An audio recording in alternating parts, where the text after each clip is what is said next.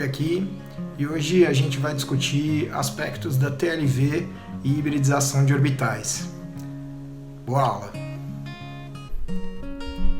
Muito bem, a gente está envolvido no problema da explicação dos ângulos de ligação.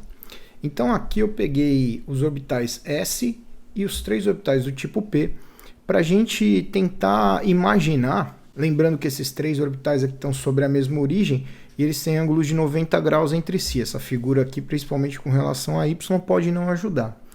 Tentando imaginar como que eu extrairia, por exemplo, ângulos de 120 graus se esses orbitais estiverem envolvidos nessas ligações, como por exemplo nós vimos a previsão dos arranjos dentro das discussões da véspera. Isso realmente não pode ser esclarecido mantendo a integridade desses orbitais como orbitais atômicos puros.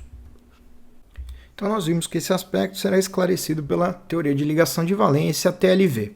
Discutimos que é um modelo mecânico quântico, esse slide inclusive faz parte da aula anterior, e o ponto de ênfase aqui na definição é a localização da densidade eletrônica dada por esses orbitais que aqui serão descritos para representar a ligação química, principalmente quanto à característica de serem hibridizados, ou seja, provavelmente serem uma mistura dos orbitais atômicos, ok? Além disso, a TLV, a gente já comentou, introduz o conceito de ligações sigma e pi, que vão ser apresentados por aqui. Então aqui, pela primeira vez, a gente vai ver a descrição de orbitais envolvidos nesse espaço comum para a ocupação da densidade eletrônica entre os dois núcleos. Essa sobreposição ela leva também o nome de overlap. Isso aparece também na próxima teoria a ser estudada, a teoria do orbital molecular. Essa sobreposição ela vai acontecer em condições de energia e simetria adequadas. Isso é muito importante do ponto de vista da ligação química, quando ela é descrita pelas teorias mecânico-quânticas. Então eu estou vendo no primeiro caso aqui uma interação entre um orbital S do hidrogênio e um orbital 3p, aqui nessa mesma direção. Eu posso chamar de eixo internuclear aqui. Esse orbital pertence a um átomo de cloro, então você está vendo uma região sobreposta aqui entre eles. E no segundo caso eu estou mostrando a interação em termos da superposição de dois orbitais do tipo P no mesmo eixo internuclear visto anteriormente. Então, um conceito bastante importante que a TLV apresenta para nós são os tipos de interações entre os orbitais, do ponto de vista da ligação sigma e pi, que são ligações que a gente conhece, mas eventualmente não tão a fundo quanto a sua definição apresenta. Eu coloquei aqui uma ligação simples, é uma ligação do tipo sigma. Qual que é a característica de uma ligação sigma olhando essa primeira figura? A gente percebe que no eixo internuclear existe densidade eletrônica, ela é diferente de zero.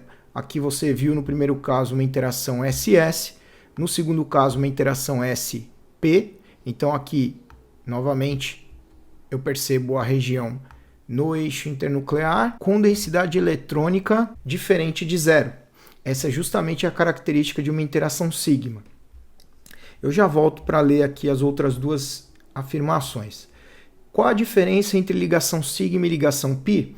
A ligação pi ela se caracteriza por uma aproximação lateral dos orbitais, é uma interação adjacente. Então, ao contrário da ligação sigma, no eixo internuclear, a ligação pi tem densidade eletrônica igual a zero, nula. Vocês estão vendo através dessa figura. A densidade eletrônica ela está podendo acontecer acima e abaixo desse eixo internuclear através dessas regiões sobrepostas. A aproximação de orbitais aqui foi claramente de dois orbitais do tipo P, ok? E uma outra coisa importante para a gente definir que às vezes causa alguma confusão é sobre duplas e triplas ligações. A gente tem que então uma ligação dupla, que é uma ligação π, ela é uma ligação sigma, que já tinha antes, e outra que foi estabelecida para estabilizar a estrutura, provavelmente. A gente vai discutir a origem da ligação π, certo? Então eu tenho uma ligação dupla, uma ligação do tipo sigma e uma π. E numa ligação tripla, eu tenho uma ligação sigma e depois duas ligações do tipo π, por exemplo, em orientações diferentes, certo? Uma nessa do plano da folha ou do quadro e a outra perpendicular a esse plano. Exatamente. Então, definido isso, a gente pode passar ao conceito talvez principal envolvido na TLV, que é o rearranjo de orbitais atômicos ou a chamada hibridização, que é um artifício utilizado pela TLV, que é uma teoria, eu estou apontando novamente aqui com abordagem mecânico-quântica, e que vai permitir a gente esclarecer aqueles ângulos entre as ligações que já eram previstos experimentalmente pela VESPER, certo? Eu estou pegando o primeiro caso aqui, o átomo de carbono e sua configuração eletrônica no estado fundamental. E o que a gente vê por aqui? A gente vê a possibilidade, se a gente considerar o emparelhamento de elétrons, eu faço essa questão em sala, né? Quantas ligações o átomo poderia fazer emparelhando elétrons? O pessoal responde 2, certo? Só que se eu fizer essas 2 ligações do jeito que eu estou mostrando aqui, qual seria a forma dessa molécula aí? Primeiro, o carbono estaria estranhamente fazendo só 2 ligações, quando o comum é que ele faça 4. Segundo, essas ligações estariam sendo realizadas através de orbitais atômicos puros, por exemplo, px e pz, ou py e pz, ou px e py.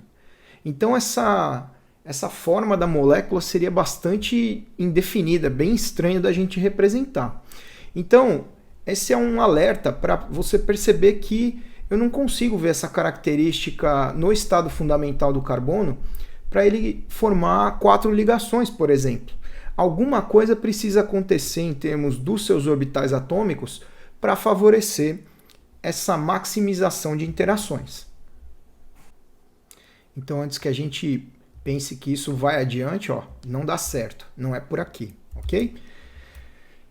O que vai ter que acontecer, previsto aqui pela teoria de ligação de valência, para que o carbono tenha seu ambiente em torno do seu átomo favorecido para efetuar 4 ligações, como no metano, aqui nesse exemplo. É proposto um rearranjo entre esses orbitais, que é conhecido como hibridização, que vai dar origem a orbitais híbridos ou hibridizados, que tem caráter de cada um dos orbitais que foram utilizados nesse rearranjo.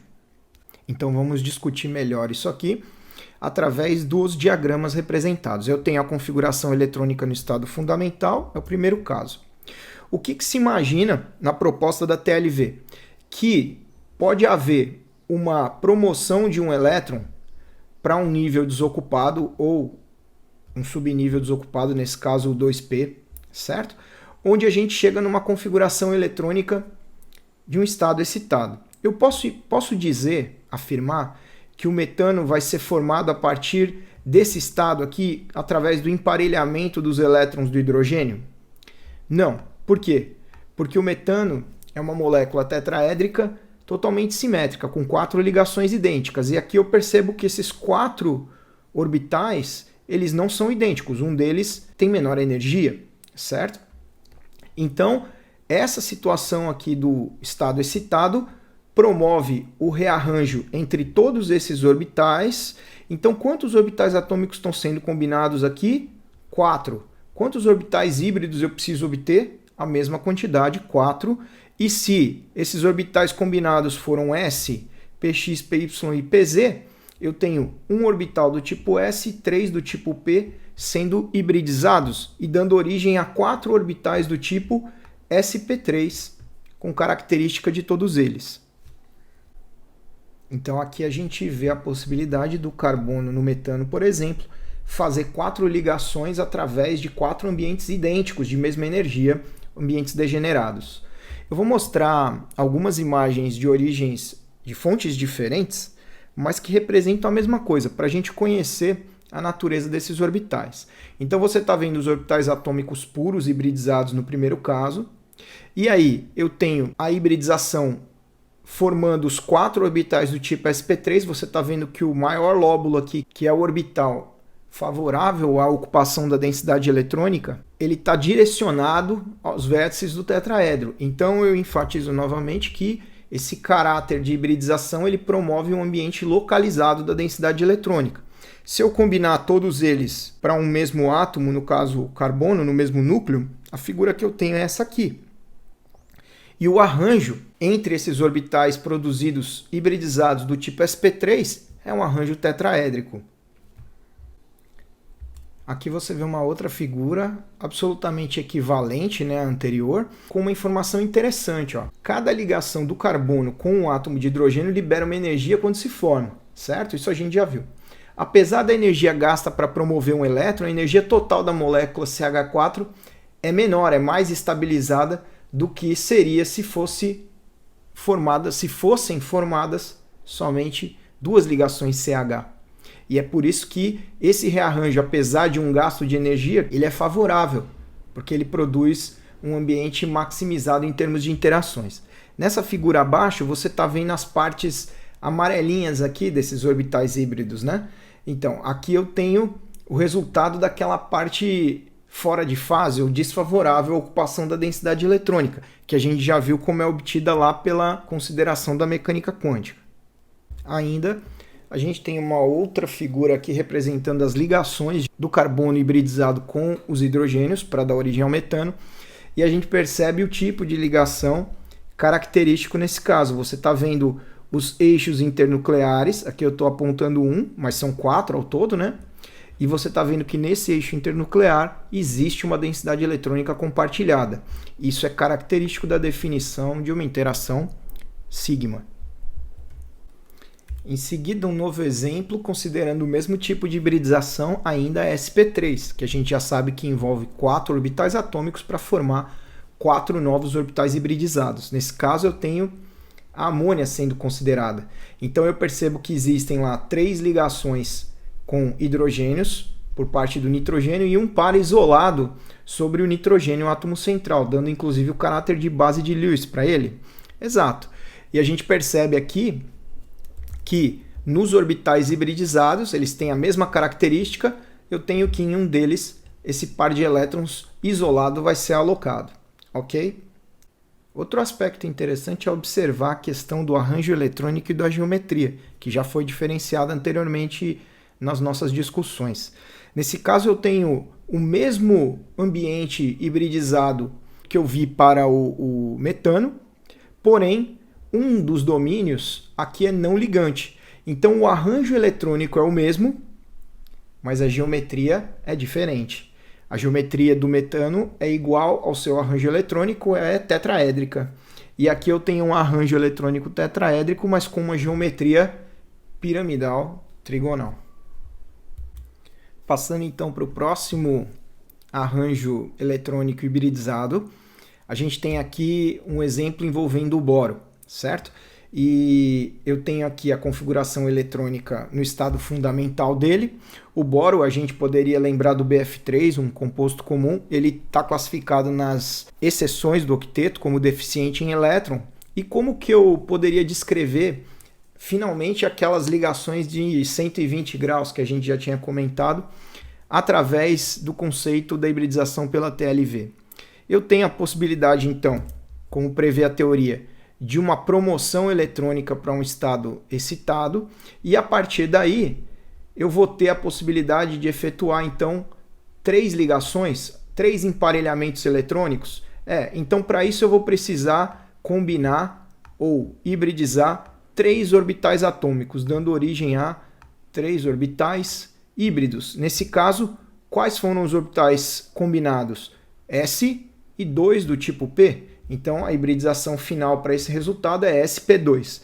Perceba que existe um orbital não hibridizado aqui que permaneceu com a mesma energia, certo? Esse aqui é um orbital atômico puro, ele não ficou envolvido na hibridização, então ele tem a característica do próprio orbital 2p. E aqui está sendo considerado o plano XY, então esse aqui é o 2pz, certo?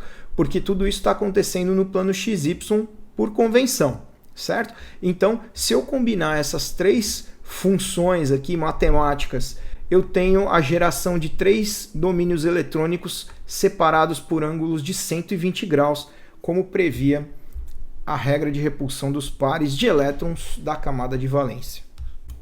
Aqui nós temos o próprio BF3 sendo representado, inclusive mostrando que, além da hibridização, as ligações estão sendo efetuadas aqui entre boro e flúor através de orbitais do tipo P, certo? Do ligante flúor, ok? Mesmo assim, eu tenho a característica de ligação sigma, onde no eixo internuclear eu percebo a densidade eletrônica compartilhada. Fiquei com uma dúvida aqui, por que não os orbitais 2s desses ligantes periféricos aqui, que poderiam efetuar a ligação, né? Por que apareceram os orbitais P e não 2s? Vamos tentar pensar sobre isso. Essa figurinha apareceu incidentalmente numa outra aula e eu passei rapidamente por ela. Aqui a gente tem o eteno ou etileno para representar a hibridização sp2 dos dois átomos de carbono da molécula, ok? Então o que você está vendo aqui é que para acontecerem todas essas ligações, o carbono precisou ser hibridizado em sp2, ou seja, precisou de 3 dos seus 4 orbitais de valência, 2s e 2p, considerando esse nível, que fossem combinados, gerando esses 3 orbitais em amarelo aqui hibridizados do tipo sp2, que são separados por ângulos de 120 graus. Um outro aspecto extremamente relevante é que a origem da ligação π, que já está sendo apontada aqui em roxo, vai ter uma relação bastante forte com o fato de nem todos os orbitais do átomo de carbono terem sido hibridizados, certo?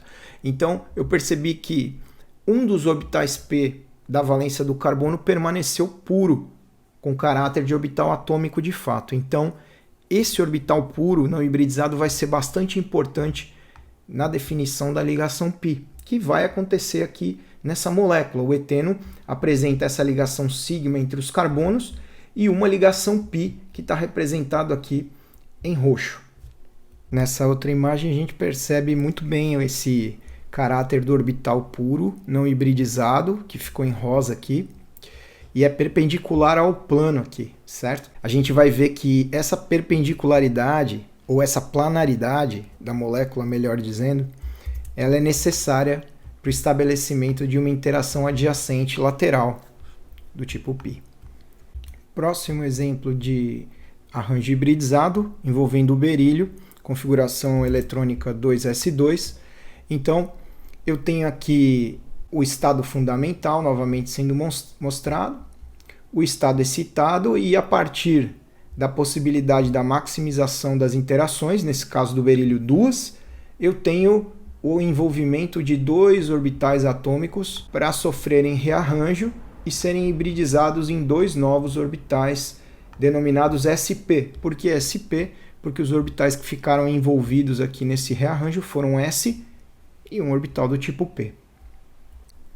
Aqui nós vemos de fato a possibilidade da ligação ser efetuada, então não só o arranjo hibridizado aqui em sp para o berílio, mas a formação das 2 ligações com o hidrogênio, através do seu orbital 1s, um para cada átomo.